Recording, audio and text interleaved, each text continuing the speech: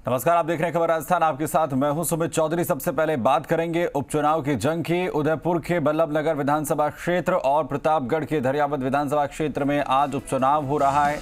आपको बता दें कि उपचुनाव के लिए मतदान की शुरुआत सुबह 7 बजे से हो चुकी है। संवेदनशील मतदान केंद्रों पर वेबकास्टिंग की जा रही है। इस चुनाव में कई दिग्गज नेताओं की साख दांव पर है, तो उपचुनाव का परिणाम कई नेताओं के भविष्य की दशा और दिशा भी तय करेगा। दोनों ही पार्टियों की तरफ से खास तौर पर तमाम कोशिशें इन दोनों ही सीटों के उपचुनाव के लिए पूरी ताकत झोंकी गई है। लगातार हमने जो सभाएं हैं वो यहाँ पर देखी हैं और फिलहाल मतदान यहाँ पर आगे बढ़ता हुआ तमाम जो मतदाता हैं अपना वोट कास्ट करने के लिए लगातार मतदान केंद्रों पर पहुंच रहे हैं।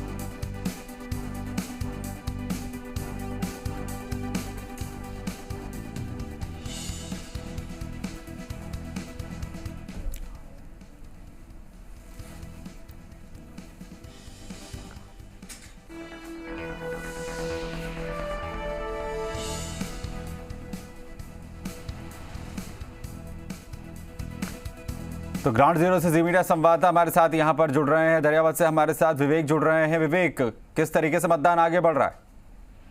मतदान की प्रक्रिया अब धीरे धीरे बढ़ने लगी है। सवेरे सर्दी के कारण थोड़े लोगों का रुझान कम देखा गया, पर अब धीरे धीरे मतदान केंद्रों पर मतदाता लगातार पहुंच रहे हैं। मतदान की गति धीरे धीरे बढ़ी है और इसके साथ ही मतदान की प्रक्रिया में भी तेजी आई है। यहाँ हमारे साथ इस वक्त कांग्रेस के जिला अध्यक्ष भानु प्रताप सिंह जी मौजूद है। आइए इनसे जानते हैं किस प्रकार का रुझान आपके धरियावद का देखा जा रहा है। सर, निश्चित रूप से हम कांग्रेस के प्रत्याशी नगराज मीणा जीतेंगे।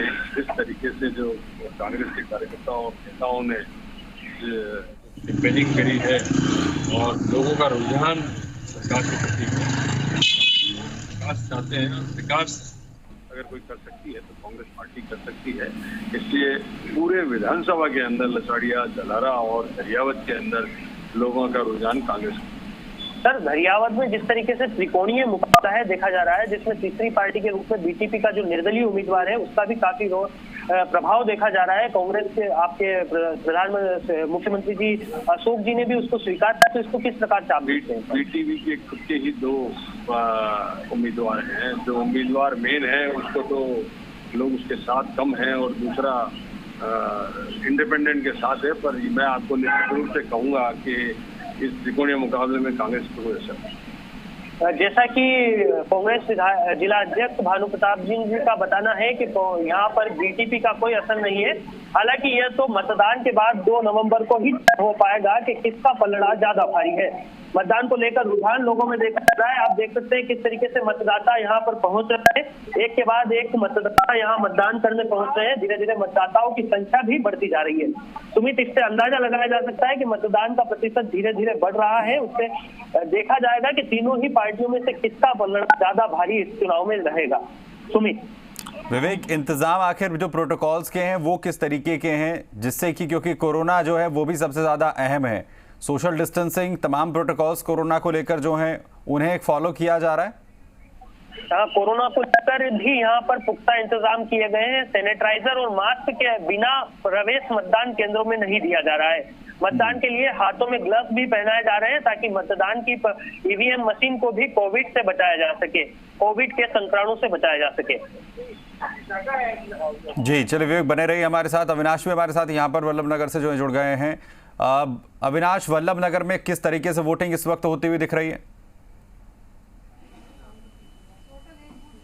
जी बिल्कुल, देखिए वल्लभनगर में उत्साह जो है वो देखा जा रहा है। सुबह से हम तस्वीरें दिखा रहे हैं, उसमें मतदाता वोट कास्ट करने के लिए पहुंच रहे हैं।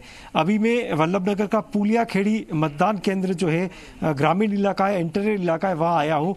कुछ देर पहले यहाँ पे भी लाइन थी, लेकिन अब धीरे धीरे मतदाताओं की संख्या में कमी हुई है, लेकिन तमाम लोग जो है वो अपना वोट कास्ट करने के लिए पहुँच रहे हैं और तमाम जो प्रक्रिया है उसको पूर्ण कराने के साथ ही जो है मतदान यहाँ पे किया जा रहा है। मैं आपको पोलिंग बूथ के अंदर की तस्वीरें दिखाऊंगा कि धीरे धीरे अब मतदाता यहाँ पर पहुँच रहे हैं और देखिए किस तरह की ग्रामीण इलाका है, बावजूद उसके यहाँ पे तमाम जो व्यवस्था है उसको यहाँ पे पुख्ता किया गया है और एक के बाद एक कतारबद्ध मतदाता बूथ के अंदर आ रहे हैं और अपने मताधिकार का उपयोग कर रहे हैं। पूरी तरह से अगर कहा जाए तो जिन जिन बूथों पे हम गए हैं वहाँ पे सुरक्षा के पुख्ता बंदोबस्त जो है वो हमको यहाँ पर देखने को मिले हैं और तमाम पुलिस अधिकारी जो है वो लगातार पोलिंग बूथ पे जाके और यहाँ पे विजिट कर रहे हैं, सुरक्षा व्यवस्था का जायजा ले रहे हैं।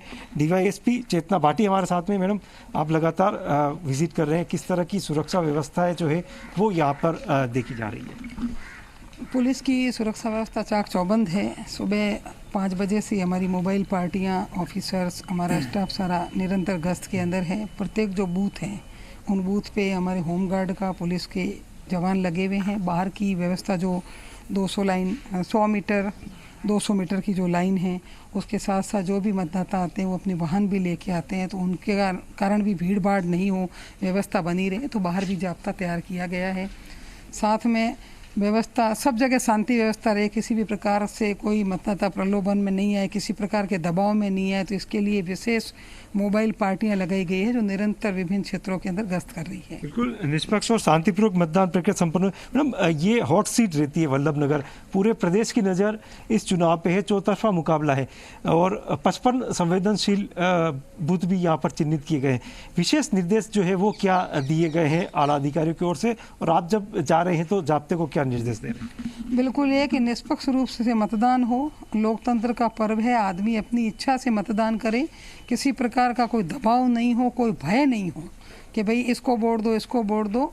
आराम से मतदान शांतिपूर्ण संपन्न हो जाए, ये पहला टारगेट है। अभी तक कोई कुछ अप्रिय वारदात की सूचना नहीं, ईश्वर की कृपा से ऐसा कुछ भी नहीं हुआ और भगवान से ये प्रार्थना करेंगे कि शांतिपूर्ण हो जाए। बिल्कुल 2 घंटे का समय यहाँ पर बीत चुका है, शांतिपूर्वक मतदान प्रक्रिया जारी है और प्रयास यही है कि जो वोटर्स मतदान केंद्रों पर अपने मताधिकार का उपयोग करने के लिए पहुंचे वो भयमुक्त होकर और निडर अपने मताधिकार का प्रयोग करें। जो प्रत्याशी जिसको वो पसंद करता है उसको वो मतदान करे, और इसी को लेकर उदयपुर में तमाम व्यवस्थाओं को पुख्ता किया गया है।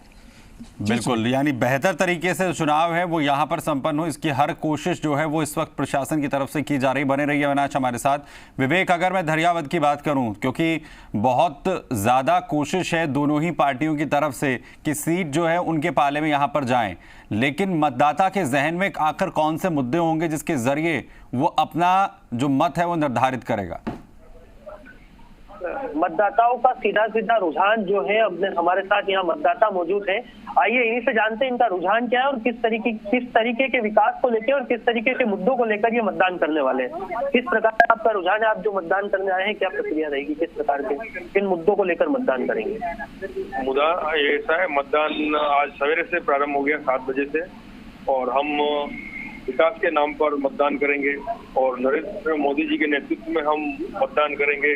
और जो देश के प्रधानमंत्री नरेंद्र जी मोदी ने जो विकास कार्य किए हैं उनको देखते हुए हम मतदान करेंगे। कहीं ना कहीं सुमित, मोदी फैक्टर यहाँ भी देखने को मिल रहा है। मोदी के नाम से भी वोट बीजेपी को मिलने के आसार लगाए जा रहे हैं। और भी कई मतदाता हमारे साथ मौजूद है, आइए इनसे जानते हैं इनका क्या रुझान है और ये किन मुद्दों को लेकर, मैम किस मुद्दों को लेकर आप इस चुनाव में मतदान करेंगे? धरियावद विधानसभा क्षेत्र में अभी जो कोविड अभी आया है, खत्म भी अभी हुआ नहीं है, और धरियावद विधानसभा क्षेत्र में जो गहलोत साहब ने जो 350 करोड़ रुपए की सौगात दी है, तो मुझे लगता है कहीं ना कहीं लोग इस बात को समझ रहे हैं कि राजस्थान सरकार जो है वो लोक कल्याणकारी सरकार है और वो गहलोत जी की बात मानकर और कांग्रेस पार्टी के समर्थन में वोट करेगी, क्योंकि वो जानती है कि अभी 2 साल का समय बाकी है, तो बहुत से कार्य अधूरे हैं, वो अभी हो सकते हैं। इसलिए धरियावद विधानसभा क्षेत्र के लोग कांग्रेस के पक्ष में मतदान करेंगे। सुमित, देखिए जिस तरीके से कांग्रेस और बीजेपी दोनों ही दलों के लिए मतदाताओं का रुझान है, लेकिन राजस्थान में जिस तरीके से कोविड की टक्कर कही जा सकती है फिलहाल यहाँ पर दोनों ही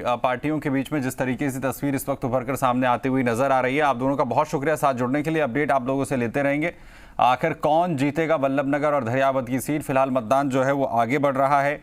सुबह से ही जो मतदान केंद्रों पर तमाम जो मतदाता हैं अपना वोट कास्ट करने के लिए लगातार पहुंच रहे हैं, और तस्वीर आखिर किस तरीके से उभर कर सामने आती है और वोटिंग परसेंट आखिर कितना क्या कुछ रहता है, ये तमाम वो चीज़ें होंगी, फैक्टर्स होंगे जो हर चीज़ को यहाँ पर निर्धारित करेंगे। और 2 नवंबर का कहीं ना कहीं इंतजार रहेगा कि आखिर नतीजे इसमें क्या कुछ यहाँ पर कहते हैं।